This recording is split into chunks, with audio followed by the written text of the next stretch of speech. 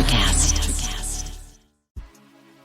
There's a change happening in the way we live, the way we work, the way we spend our money and make our decisions. We are evolving to be more conscious in our actions in a way that serves the world and makes it a better place. Welcome to the Ethical Evolution. The Ethical Evolution podcast is brought to you by Ethical Change Agency. I'm Bindi, I'm the founder, and my mission is to help ethical entrepreneurs and holistic healers to find their voice through spiritual coaching and podcasting. I'm honoured to bring you the stories of those who create change through healing, kindness, innovation, purpose, and spirit. Understanding that to create collective change, we need to be the change. It all begins with us. Tyler Copenhaver-Heath, a biochemist and MBA graduate, stands as a beacon of resilience and transformative success. From humble beginnings on welfare with a father in prison, Tyler transformed his challenges into entrepreneurial triumphs. He founded Apex Customs, evolving it from a garage startup to a multi-million-dollar enterprise, selling it and several other businesses in under a decade. Beyond his business milestones, Tyler's heart beats for the underdog. Having selflessly assisted over 100 new or struggling entrepreneurs without charge, he's a living testament to the power of giving back. At the core of Tyler's life mission is a belief: underdogs, when brought to success, harness the power to change the world. I hope you find this conversation with Tyler as inspirational and uplifting as I did. Welcome, Tyler, to the Ethical Evolution. Thank you so much. Glad to be here. Now, you're joining us all the way from Phoenix, Arizona. For those people who haven't heard of you and don't know what you do, can you go ahead and tell us who you are and what you do? Oh, man. So I've actually started to define it this way, and I don't know whether this is lame or not, but I would say basically I fight bullies and I support underdogs. And I do that through a couple different ways, including small business and our companies. And how exactly do you do that, Tyler? Yes, glad you asked. So a lot of different ways, really. So we have 6 companies now, and one of which is I'm in the studio right now. We think this is a key component for small business people for spreading good messages, telling good stories. We have 3 initiatives out of this studio. Well, 2 out of this studio and 1 across the world that we call Content for Good. And it's basically my podcast, which is Underdogs, Bootstrappers, Game Changers. That's 100% for charity. We do it in a way that like the audience, our focus is people starting on their own, people like maybe without the rich uncle that can't guide them through business. Like I literally try to focus on maybe the 20-year-old me and try to help them with people that are motivational or like good stories or like have good education around it. And I talk about the other side of business that I don't feel like anybody talks about. We also have a podcast on bullying. So long-term training partner of mine, he was in the UFC. His name's Clifford Starks. He was a bullied kid, went up to number 5 middleweight in the world. Doesn't get bullied anymore, but Arizona, unfortunately, is the teen suicide capital of the country. So we wanted to do something about bullying. So we have a podcast on that. We have a docuseries where we travel the world and we seek out founders of amazing organizations. We did our first episode in Cambodia last year. Once again, both of those are for charity as well. One for teen suicide, and then the other monetizes the foundation we go to. On top of that, we have a business called Glaive, and that focuses on small business, helping small business people. We have a little compound here. There's free desk usage. You come in anytime if you want to work on a business plan, accounting, whatever. I sit with about 10 people a week. We also have seminars here on property that we do for business around the same subjects. Yes. I think I've taken up enough time. There's probably more. That's incredible, man. That is incredible. Now, let's just back up the truck a little. And, you know, that everyone's got a catalyst for doing what they do. If we go back to your childhood and growing up, do you want to tell us how it all started for you? Yeah. I like a little bit of a rough upbringing. Father was in prison. Never talked about that until the last 2 years. The mom was an alcoholic, drug addict. Mom's boyfriend, one of the worst humans I've ever met. I guess I can still say that out loud. So a little bit tough, given a tough time by teachers, maybe some of it deserved, definitely a lot of it not deserved. Grew up thinking I would never amount to anything. First full-time job at 13. So I was really focused on work and not school. Transition came somewhere. I would love to pinpoint so I can help somebody with that. But, I thought I was stupid, honestly. I was told I was stupid. I never felt like I was that intelligent or anything. And then something got in me. I still can't describe what. I decided to go to college. And that was crazy. Probably it's because I kept getting doors closed in my face. I had my first $100,000 a year job at 20 years old, and then sales job. And then I would go to try to work for better companies. They'd be like, you don't have a degree. And they'd close the door on me. And I'd be like, what do you mean? I'm the top person in the entire country for this, and it's and I look at my accolades and it's don't care, don't have a degree. So I guess maybe I got frustrated enough by that. And so I dared go to college. And I chose what I thought was manageable, which was a business course.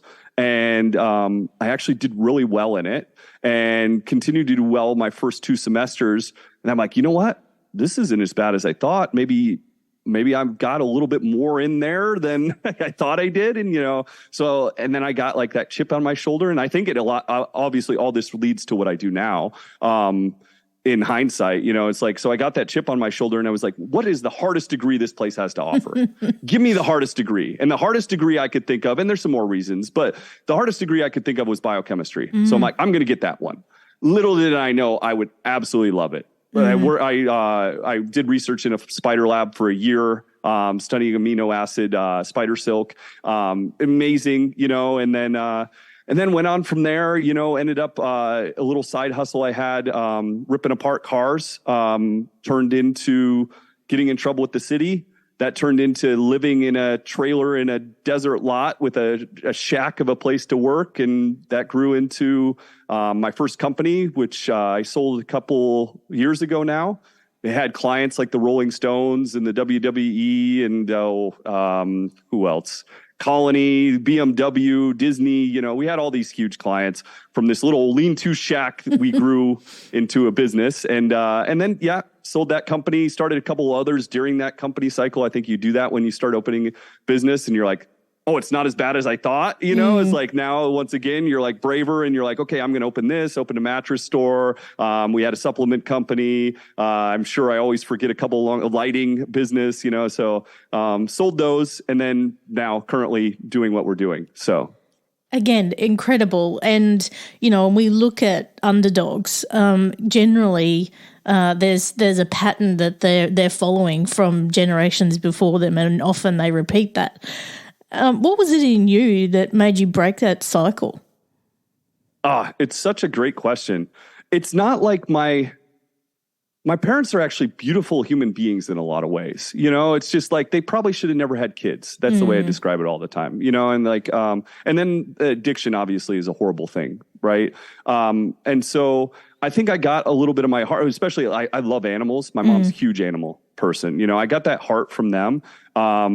My mom was a high school dropout though, and so obviously and my brother's a PhD, by the way. My brother's a PhD. Other one is bachelor's, works for oil companies and computer science all over the world. So it wasn't just me, it was my brothers that did it too. And I would love to pinpoint what the cycle breaking thing, for me, one of the things that I try to tell people all the time is get a job working around rich people. That desensitized me to what success was, what wealthy people were. It gave me a little bit of a chip on my shoulder again because I wasn't treated very well at these jobs, but I realized how normal wealthy people were. And the second you throw this thing into the wind that says they're better than you, they're smarter than you, they're anything, and you realize we're all people of capabilities of anything, especially my country and your country, we can have anything we want. We just got to be willing to suffer a little bit more. It's my thing when I first got into my first business is my main competitor was backed by a billionaire. It's what am I going to do? It's well, I know they're going to be out on Friday night and I know I'm not. I know they won't answer the phone on Saturday, and I will. You know, I know they're not going to work 140 hours a week, and I will. You know, it's like, so you have to just like, you have to use a little bit more pain to lever the playing field, in my opinion. But, you know, and then it's literally a mindset thing. You know, I love, do you ever read Malcolm Gladwell? Yes. Yeah. Love Malcolm Gladwell. He gives me some of my best stuff in life about underdogs, about like the capabilities of human beings. A lot of it, what I call it, is seeing it possible, right? Just thinking you can do it. It's hard when everybody you're around is like the max level in your community is some drug dealer. You know, it's like that's your like shooting star. But imagine if your cousin's a lawyer, brother's a doctor. You know, it's like now these are normal people. These are normal things that you can achieve. Much harder when you're not seeing that, you know? And so, I mean, Malcolm even says, like, based on studies, it's like your environment has more to do with your progress in life than your family actually does. So you can have screw up parents and be in a decent environment and actually do better. Absolutely. And it's funny, you know, like in today's climate where, you know, we're so ready to compare ourselves to everyone else. And I think sometimes that can be our downfall, but it can also be our motivation, can't it? Yeah. Oh, absolutely. And, you know, I always tell people too, like, take bits and pieces, you know, like I talk about Steve Jobs a lot of his business stuff I love, you know, but him as a human being, I want nothing to do. I don't want to be anything like him as a person. I can't stand what he did to his employees, his adopted parents, you know. Do you know much about Steve Jobs? I do. Yes. I read. Yeah. I think it was his book. Folks, look into his history. You know, great business guy, not the greatest human being. So, yeah, absolutely. Now, mindset is a big thing for us to get anywhere. Now, you've taken mindset and you've married it with biochemistry and the entrepreneurship work that you do. Yeah. What was the magic sauce that brought those two together? You know, I think it's basically breaking down complexity, right? Biochemistry is pretty complicated, but I actually think you can be good in anything you're passionate towards, right? The second I got interested in it, it was way easier, for one. A lot of people hate organic chemistry. I loved it. You know, like I thought it was amazing. You know, we get handed a mystery pill and now we got to figure out what it is through chemical process. That's amazing to me. But breaking down complex subjects so that I could understand them for my biochem degree has been invaluable for me, because once I can break them down so I can understand them, because I bring them down to a very simple level, I can explain them to anybody. And so I do the same thing with business these days. And I think that's been the key to marrying those two things. Doing hard things for one is obviously a good thing, but also like breaking down complexity to understandable levels now allows me to work with 15 business people a week and explain anything. I can make, believe it or not, I can make accounting fun. I literally can. You know, and like, I don't know many people that can do that. And I think it's as a result of starting with this high complexity around biochemistry and now going into business stuff. And, you know, I had a check out of your website before we started our conversation, Tyler, and I've worked in communications for over 20 years, and I have to say you are a content king. Like, where did you pick up those skills? Oh, that I appreciate so much. You're almost going to make me cry, because it's like one of the things in life that I've struggled with. You know, it's like I've never thought I was a very good writer, you know, and like my website, even when you brought it up, I like probably got a little bit chills or something, like, oh no, she saw it, you know. It's like, so it's been something I've been working on. I actually wrote a book 2 years ago, but I've been afraid to release it. I would say, like, content in general, like if we're going to talk about content strategy, what you should do with this video now, I didn't embrace it for the longest time. I mean, to make my point, I don't bring this up so people think I'm cool or whatever. I bring it up because the point is it's so important for small business people. But in my first business, we were offered 4 reality shows because people thought we were so cool.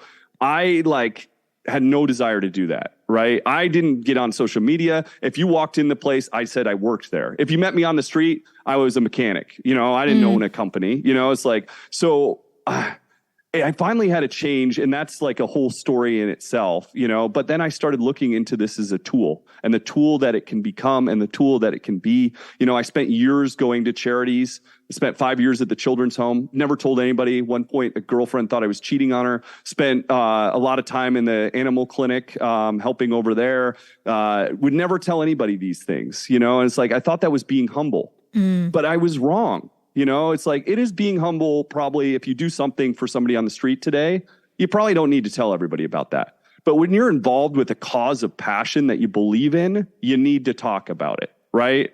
And so I think that's where this is a tremendous tool. It equals the playing field for small business. I mean, we do a lot. I get a lot of feedback about our bullying podcast, about how it's helpful. And this is just me and Cliff interviewing people that have been bullied and now successful, right? And how they did it, right? And like the whole like crux of my life these days really is taking kids, maybe even similar to myself or people with other hard backgrounds, and let's get them through that. Because overcoming adversity is the key indicator to success. Another Malcolm Gladwell thing, right? It's like, you can tell I love the guy. But so we need to get people through that adversity in whatever level that is, because these people change the world, right?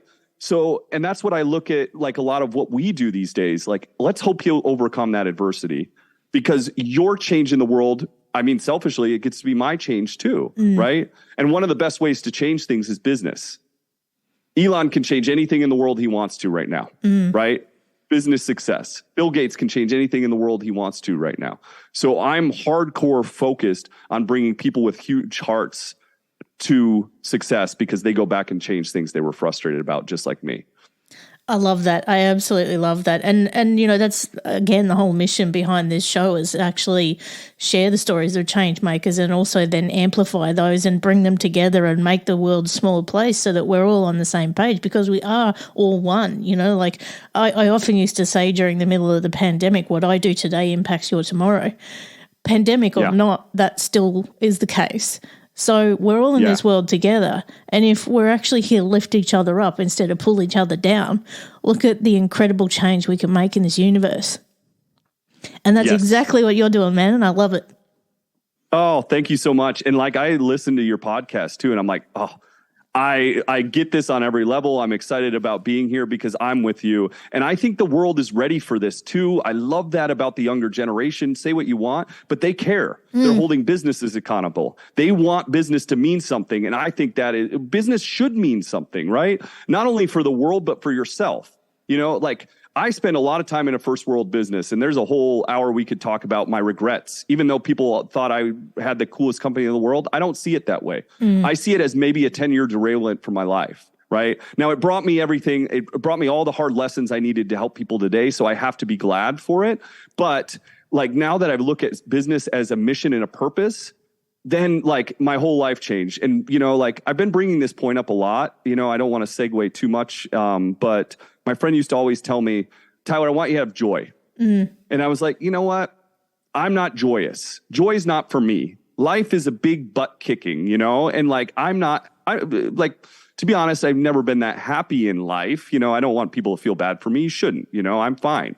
But like, I think if you can't be happy yourself, then I'm food, clothed, watered, you know, I don't have any reason to not be okay. Right. You know, like, so if you can't be happy yourself, try to make somebody else's ride easier is the way I started looking at it. So I don't have joy. Maybe I can help somebody at least get, you know, something that is equal on a level with what I have already, you know, and my life changed. I started working in all these different directions of passion.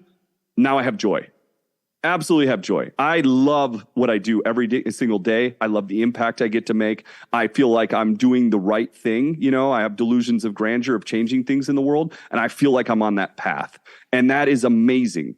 And so, like, if you're out there and you think joy isn't possible, I'd say start aligning that to what your purpose is, you know, because the second you start walking, and not only that, but opportunities, like I could tell you for 20 minutes, I got off the phone with a friend earlier today. He's like, I can't believe all the blessings that are coming into your life. And it's so true. It's like, I could tell you things right now, you're like, you couldn't believe, you know, it's like, and it's walking in this purpose, you know, and it's doing the right thing by people, you know, I really think so. It's not that I haven't always done that to some extent, doing the right thing by people, but now I'm actually doing it in my purpose, if that makes sense. Absolutely. And I was just on another podcast last week, and I was asked a question because, you know, I speak to hundreds of people around the world. And so I pick up all this wisdom, and I have so much knowledge from other people, and, you know, just I pick up these themes as we go. And I was asked, you know, does the vibration of the entrepreneur or the person running a business result in the results in the business? And I was like, absolutely, because the vibration speaks for itself. And I can see that in you, Tyler, is that you're now resonating in that level of joy because you're making such an impact, and that's now circling back to you. You're attracting all those people who need that in you, and then you're rippling that change. Oh, thank you so much. I agree with you 100%, especially in smaller businesses. Whatever your ethics are, the business is. Whatever you take pride in, the business will. It's like it becomes your culture. We don't talk enough in small business about culture. The culture is going to be the entrepreneur, really, especially when you first start. Like in a small company, it's like if you prize work ethic, and I have whole stories with that, too. It's like if you prize work ethic, that's what the company is going to prize. If you prize ethics, that's what the company is going to prize. And then the second you deviate from that, you're going to have cultural issues. So, absolutely. But yeah, I appreciate you saying that. You try to do the right things in life and be in the right place. And I'm lucky enough now, I would say 2-3 people a week walk in our businesses, walk in our place, and they say, I'm blessed to have found this place. You know what a feeling that is? Like, it is an amazing feeling to tell people are walking into your business and saying, I'm blessed to have found you. This is amazing. That's incredible. Let's just go back to bullying for a sec. Yeah. How did you tap into that, and why did you focus on that? Was it something that you also experienced that you wanted to tackle, or what started that for you? You ask great questions. And what's interesting is you set out to do something for someone else or to help something else, and you learn about yourself every single time. So for me, I watched a documentary called Bully, which I highly suggest everybody in the world watch it, but bring out your handkerchief when you watch it. It's really sad. And, right around then when I saw that, I had just sold my company. And it frustrated me so bad. And I tell people this all the time too. If you have something that hurts on a different level, it's like your heart and the stomach at the same time. That is your sign you're supposed to do something about this thing, right? And so for me, like that bullying thing, those kids on the bus, I was just like heartbroken over it. And I'm like, you know what? I have time. I have resources. I'm going to start flying out and riding the bus with kids. I was like, that was my first thought, and then I was like, okay, well, I can't ride the bus with every kid. That's not practical, And so then it was like, well, I've been involved with MMA gyms for a long, long time. Right. And people don't realize this about MMA gyms. It is wonderful, beautiful people there. There's not thugs there. It's not the common misconception. If I miss a day of training, I have 7 phone calls from my friends there. They are beautiful human beings. Trust me on this one. And so I'm like, if I can get them involved with those communities, like maybe that's a thing. But then it's like, well, not everybody's interested in MMA, right? You have a kid that might not be interested in that. So scrap that plan, right? I was going to go across the country once again and walk people into those gyms. And so the next step, I'm talking to my long-term training partner, Cliff, and I'm like frustrated about it. And he mentioned he was bullied as a kid. And so we kind of landed on this thing through more iterations. It's like, what do we do? A podcast.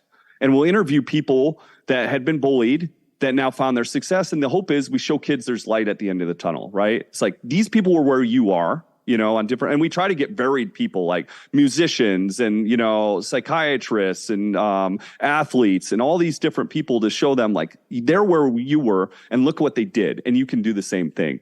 So I never thought I was bullied. I didn't have a problem with kids as a young adult or as a young kid. And so I never thought I was, because that's how we define it. But I realized through the podcast that I was bullied, but I was bullied by adults. Teachers, right? Or, like I was a poor kid. So if anything went missing, I was the one that stole it. It's like, so like I got bullied a lot in that sense, the stupid stuff, that you'll never amount to anything. And so I never defined it that way before, but now I do. And like I've had so much understanding, insight from doing the podcast. You go to do something for somebody else and it's like you learn more about yourself. And it's something that I resonate with. I was bullied terribly when I was a kid and into teenage years, and not just by kids, but teachers and adults as well. And like to the point where I'd get beaten up, all kinds of shit, And so horrible. Yeah. And I've had people on this show talking about bullying. And I remember, it would have been more than a year ago. My good friend, Rashona Price, she was on, and she was talking about bullying, and she said, a bully is a gift. And when you look at it, it just changes your whole mindset around bullying. Instead of being a victim, It's actually a gift that you can actually learn from. And guys, go back and look at the archives. It's all in there, but it actually can help kids get through, or anybody who's being bullied, to actually change their whole mindset and not be a victim, but to actually take it and use it as the fuel to get through it. Oh, and if they can do that, it's the key, right? Like I would guess somewhere in there is the reason you started this podcast is because you went through that, right?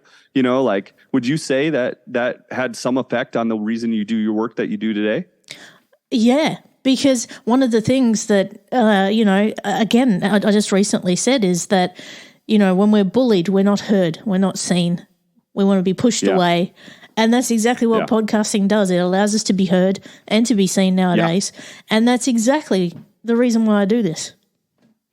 That's amazing. And so, I don't wish any of these things on people, like I don't at all. I don't want them to go through this. I don't want them to go through the pain of this, but I mean, you have to go through it anyways, right? So why not use it? Like you're saying, treat it as a gift, right? Because otherwise we can let it destroy us, right? Or we could use it as a gift and get some good stuff done for the world. It's like, I'll tell you now, I was never a bully, but I could have probably been a better advocate, when I was younger. And my favorite person in the world now is the one that won't stand by and watch anything happen, right? I'm not that person, I will say something if something not right going on. You can count on it, So, and I've trained my mind to be well aware of who I am, and I won't fall into herd mentality. You can have, I don't know if you mind me tell this story, but I was once in a group of people, about 400 people. And they're all screaming at this kid. He's on the balcony and he's acting like he's going to jump in the pool, right? But the pool is not like, he's too far up. He's got the wrong angle. This kid's dead or paralyzed. He jumps in the pool. 300 people in this crowd. Jump. And I'm in this crowd and I go, stop. You're going to hurt yourself. It's like I'm screaming at the top of my lungs. He looks at me, he turns around, he goes back in the building. Whole crowd looked like they were going to jump me, but, it's not because I'm a superhuman. It's because I've trained my mind to know where I find right and wrong. And just because the group's doing it does not mean it's right. There's another, I just watched a documentary on Nazis, right? I don't know if you know, but they were given the choice to kill people or not. You could walk off. They sat there, you guys don't have to kill anybody. And they had one person leave and then 10 followed. That was it. 10 out of however many were sitting there. Right. And I'm sure more wanted to leave. So I guess if you get a point across, it's make sure you know where you stand in life. And that doesn't always mean, it's not everybody's capable of fighting the bully, but a lot of times it's being the voice of reason. Right. That's not that cool. As the bystander, you have so much power. It's that's not cool. That's not funny. The second that brings away anything. Right. So it's not always about being brave. It's just about offering people that out, I guess, in a way. And it comes back to that, what we pass, we accept, whatever we don't speak up for, we just let pass by. And that just means we accept it. But we could be that voice that is that one that gets the ball rolling. We could be that voice that actually starts that avalanche or that ripple so that, those that are in a herd mentality do join in and actually make that a louder voice. And that's all it takes. They usually do too. That's what's wild. It's the second you interject something, it's yeah. It's there was a podcast out there where they were making fun of this guy. This celebrity stole his girlfriend. And they're all laughing and yucking it up about the celebrity stealing his girlfriend. And turns out the kid has to go to the celebrity's yacht because the girlfriend had the keys to their mutual house. And they're laughing and yucking this up. And a lot of people liked that video and I was disgusted by it. And so I made a video talking about this same thing. And a lot of people liked my video, and so the thing is, it's I think people sometimes don't stop and think what they really feel about something. Check what you feel. It's important. Don't check what everybody else is feeling. They're wrong most of the time. And the second you stand up for what's right, a lot of people fall in line with you, and probably the majority most of the time. Yes, we see a lot of that on TikTok nowadays, don't we? Like, something happens and then someone does a react video and then that ends up getting more traction than the actual event itself. It's incredible how herd mentality, when tilted in the right direction, can make such a big impact. Yeah. And that's what I've learned about bullying too. Yeah. It's just sometimes that little interjection of voice of reason. You know what? Right. I don't feel that way. You're right. I don't like that. We just, as humans, we naturally transpire to that. But, it's the second we think for a second, like in our real heart of heart, we're like, no, that's not right. I don't know what I was thinking. Like we're hypnotized or something. And I guess the underlying theme on what we're talking about here, Tyler, is consciousness. A lot of us go on autopilot day after day, not actually think about what is it we want? What is it our real opinion is? What is it that we actually are striving for? Is it what we want or is it what someone else is prescribing for us? I mean, as an entrepreneur, you would probably see that a lot as people like, oh, no, I've got to have this thing because someone said I've got to have it. But that actually isn't what's going on, right?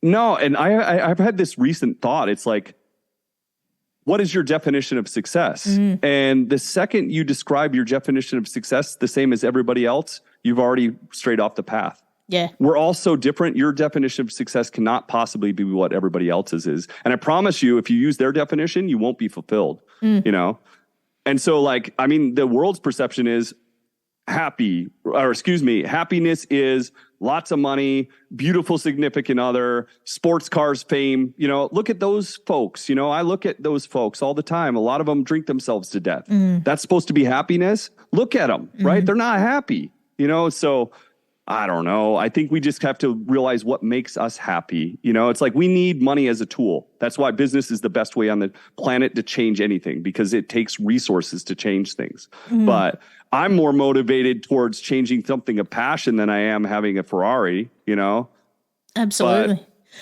And I think once you get the Ferrari, I know a lot of people with them, they're not that happy. No. They get talked to by a lot of young 15-year-old kids, about it. But that's nothing but a symbol, is it? Now, as an entrepreneur, when you look at success, and you also are very focused on fitness as well and actually taking care of yourself as an entrepreneur to perform at your best, with that in your tool belt, what considerations do you give for spirituality in what you do?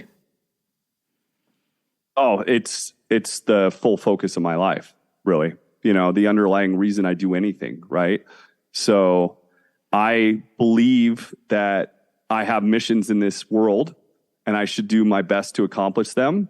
And it doesn't matter what you deem to be your maker in this world. We can call it religion. We can call it spirituality. I think we're more the same on that level than anything else. I don't need definitions, but when I'm done at the end of this world and lay my pillow on life, I personally believe I have a maker. If you don't, that's fine, but I want my maker to smile at me and say, you did good, and that's my overlying goal in life, is my maker to smile at me when I'm done at this world and say you did good. I love it. And this is it, there's so many people who are in, I'm using air quotes, a success here. They got the money, they got the fame, they got the cars, they got the whole thing. But they're empty inside and they're not connected to themselves. They're just so disconnected from everyone and everything. And I think that's where, when it all starts to fall apart, that the spirituality steps in and they go, you know what, you're going to need this too. Yeah. I mean, to be honest, if life is just a Monopoly game of collecting a bunch of stuff, I don't want any part of it. Like if that's our whole goal in life, it's like, and there's a lot of, I do believe too, not to go too far down the wrong path, I do believe there's evil in this world, right? And I believe it's up to good people to stand up to evil, right? We're all people. And I'm blessed to live in a country where you can go from welfare to success, right? Not everybody's so lucky. And we have this big pool of resources as a world, and we get a lot more over here. And if you're a celebrity with a huge business, you have a bigger pool of those resources, right? And it's because the world made you that.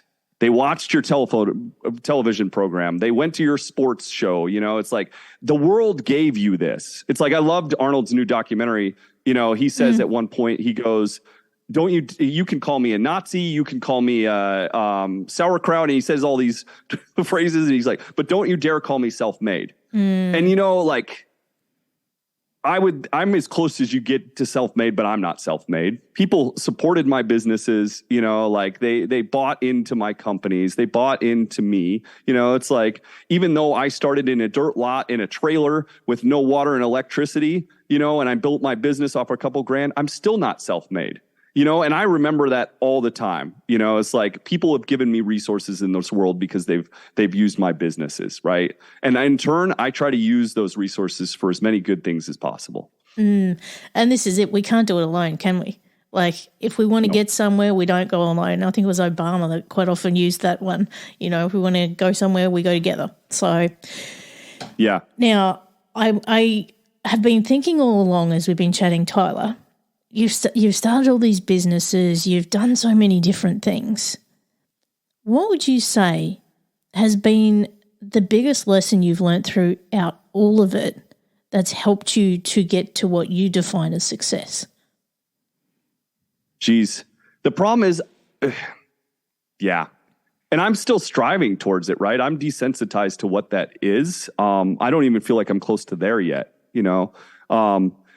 And, I had so long where people didn't believe in me, and now it's weird because people do. It's like I do a little speaking these days. I like to go speak to the youth as much as possible. Just came back from a high school in Kansas. Go down to this first generation college kids, usually from underprivileged backgrounds. I remember this one kid stood up after my speech and he's like, Tyler, I'm going to follow you, man, because I can't wait to see what you do next.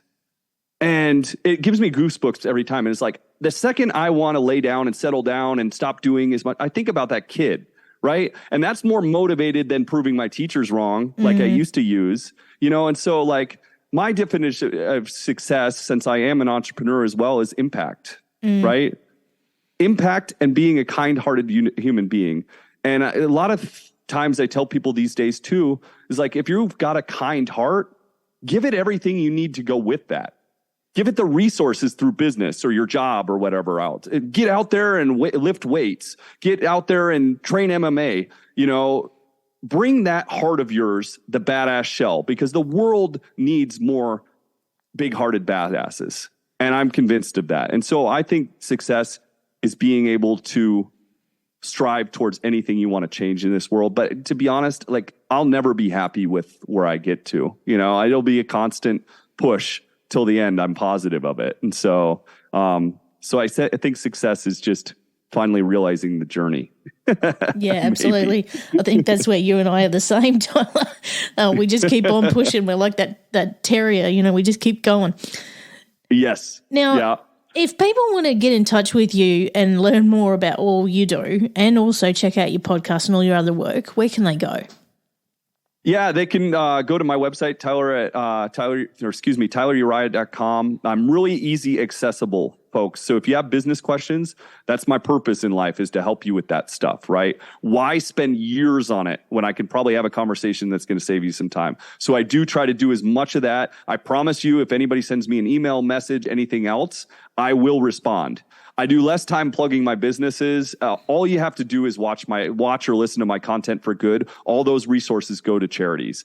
And I believe, as a world, if the Kardashians can make millions of dollars for YouTube, why can't we do it for good? Right. And so all I'm asking, or Mr. Beast Philanthropy, watch Mr. Beast Philanthropy. All it takes is watches. Put it on in the background, it's like, so yeah, if you want to contact me, Instagram at Tyler Uriah, you can send me a message. I will answer, email, website.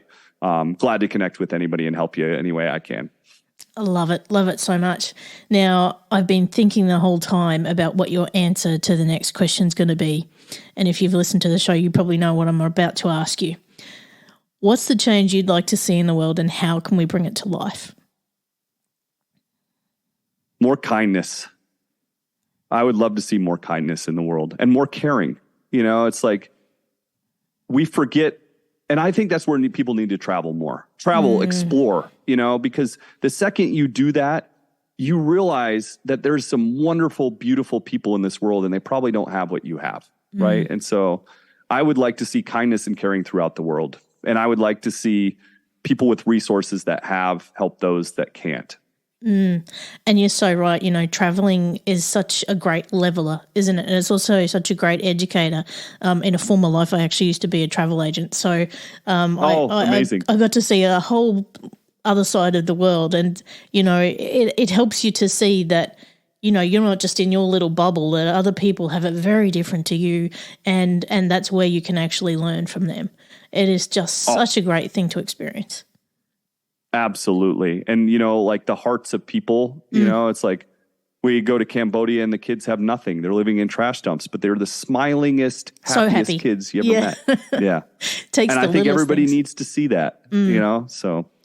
Yes. And here we are stuck in our, first world problems, huh?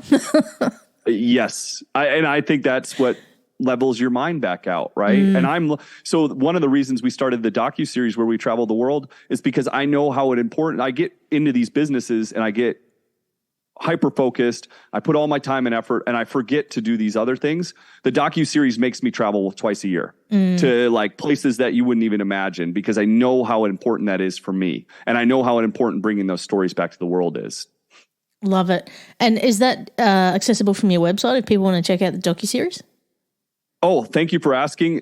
So we went, filmed in Cambodia last January. The docuseries turned out so good that the first episode that we're actually heading back again in January to collect some more footage. And it looks like we're going to initially launch at film festivals. Oh, wow. We owe it to the founder of the organization to do everything we possibly can to raise awareness to what they're doing because he is the most amazing person I've ever met in my life. He's my Michael Jordan of the world, and I, lucky enough, got to meet him. And so, unfortunately, no announcements on being able to see the docu-series yet because we actually have to keep it really quiet if we're going to take it to the film festivals. Gotcha. But please follow me. I will announce those things as I can. And everybody in the world is going to know Scott Neeson if I have anything to do with it. Stay tuned, folks. Well, you've heard it first here. Yeah, absolutely. It's just... And that's the people of the world that we need to support too. When we're over here and we're running businesses and stuff, those people that are boots on the ground dealing with the heartache every day, we owe it to them to support them as best we can. Amen. Tyler, you are a powerhouse. I am so proud to have met. Thank you so much for being a part of the Ethical Evolution. Oh, thank you so much. It was an absolute pleasure. I enjoyed our conversation a lot. Stay in touch, please, too. Absolutely. I love to connect with great people in the world. Thanks for listening to the Ethical Evolution podcast. If you're ready to be the change and would love to work with me on finding your voice through spiritual coaching or creating your own podcast with impact, visit ethicalchangeagency.com.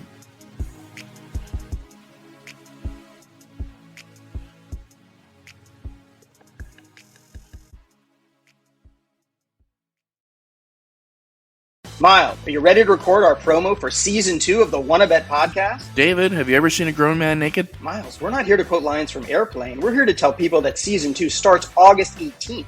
But I like Airplane. I know you do, but Wanna Bet is a sports betting podcast. Each week we bet $1,000 on the NFL teams and games that we love. Well, that sounds like fun. It is fun. And last year you picked over 60% of your games correctly. How'd you do? We're not talking about that. We are telling people that they can find us every Friday. So no more movie quotes. Roger. Electricast.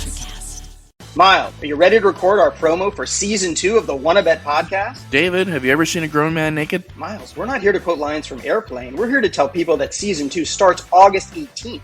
But I like Airplane. I know you do, but Wanna Bet is a sports betting podcast. Each week we bet $1,000 on the NFL teams and games that we love. Well, that sounds like fun. It is fun. And last year you picked over 60% of your games correctly. How'd you do? We're not talking about that. We are telling people that they can find us every Friday. So no more movie quotes. Roger. Electricast.